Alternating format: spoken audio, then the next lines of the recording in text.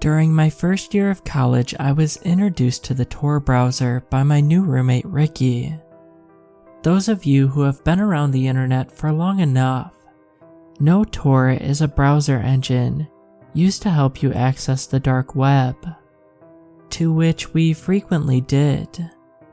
For a barely 20-year-old dude experiencing his first moment of living away from home, being handed a way to access nearly whatever I wanted just from the press of a few keys felt like being handed absolute freedom.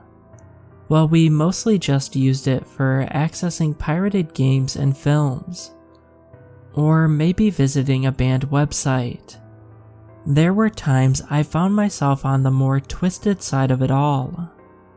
I've honestly seen some pretty messed up stuff that I really didn't want or need to see, other than to satisfy my morbid curiosity of if it would be possible to reach those places.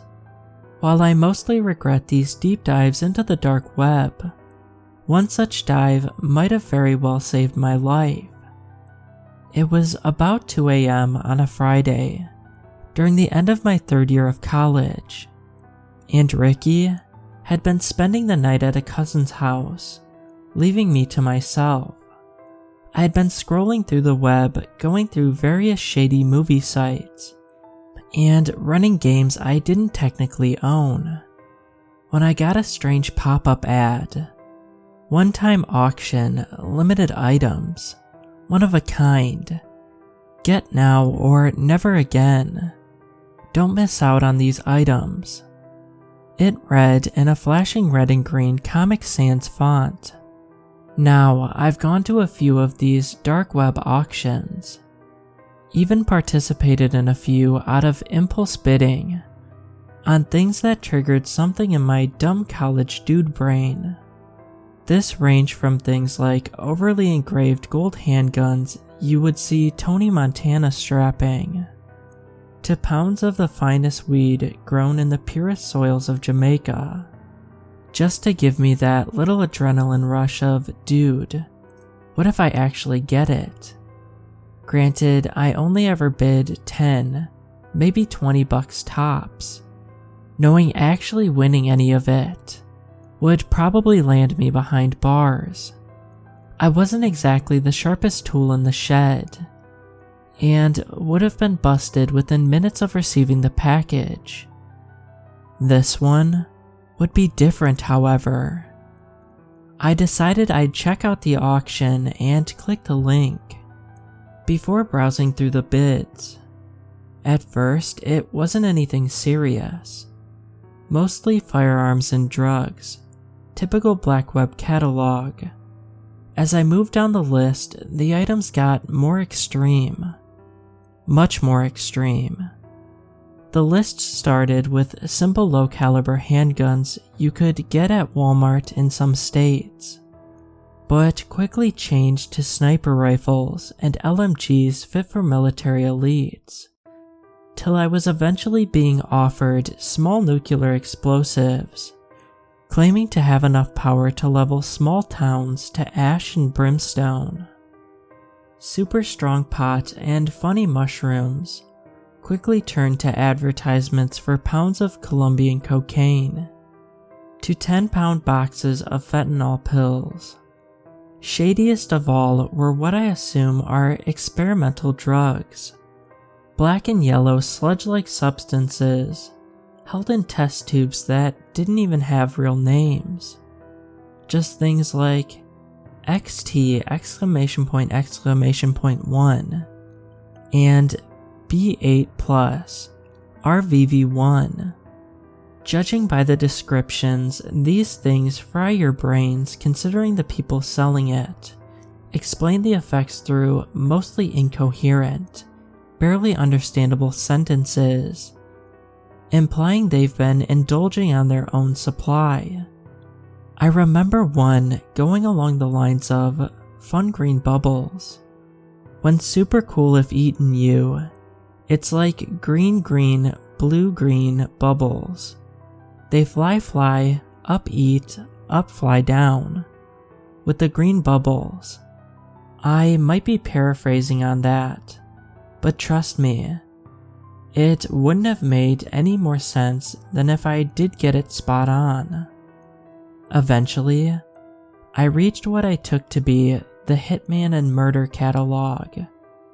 Poison brews of resin and cyanide, claiming to have 0 scent or taste, soundproof sneakers, weapon silencers, fake aliases, and passports. People were even selling codes that were apparently instructions on how to get to areas in your location where bodies are most often hidden and never found. There were other codes that were labeled as how-to instructional tapes made by professionals on how to get away with various types of murder, to even murderers.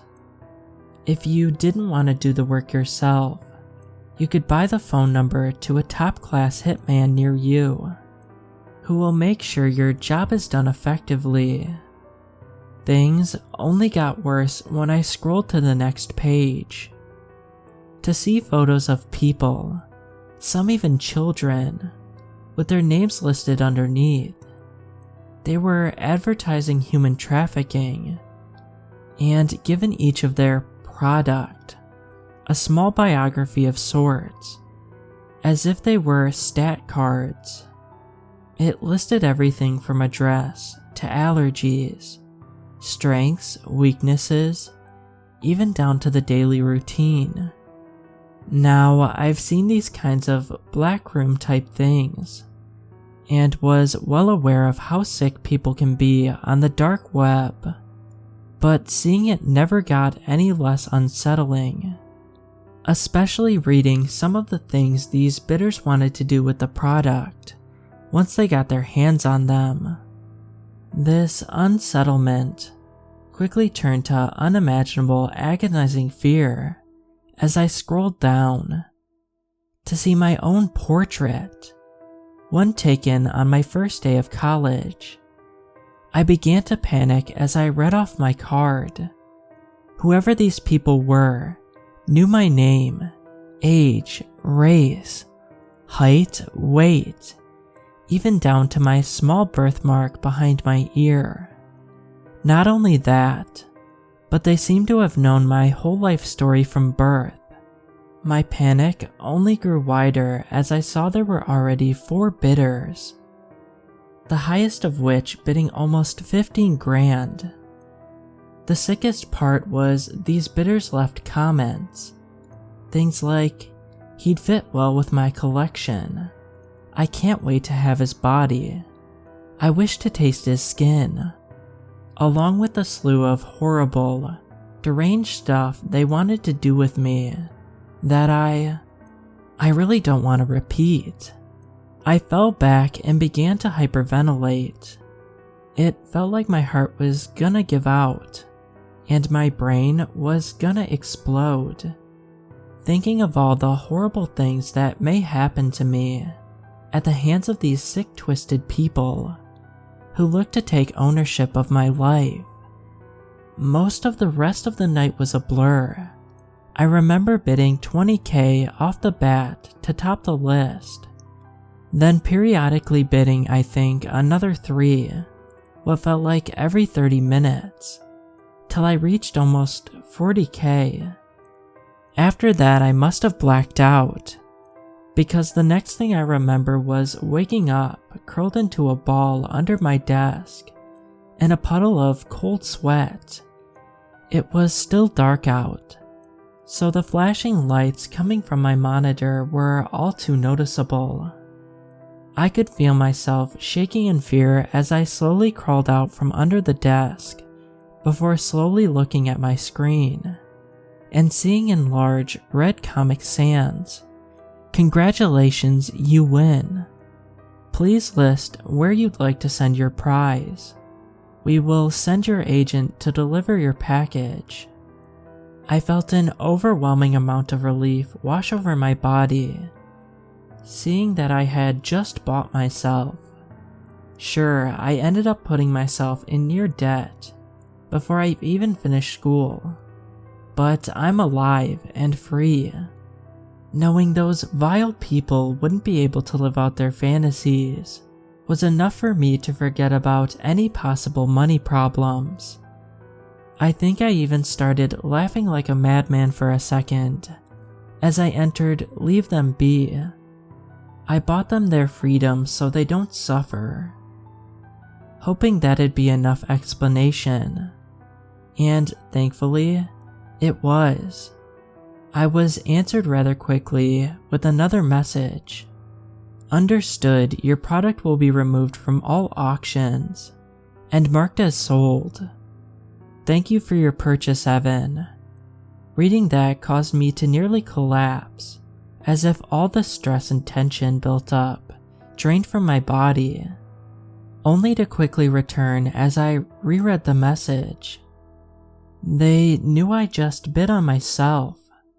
They were still watching. The next couple of months were a living hell of paranoia and anxiety. I tried to explain what I could to Ricky, and he did his best to help calm me down, but it was fruitless.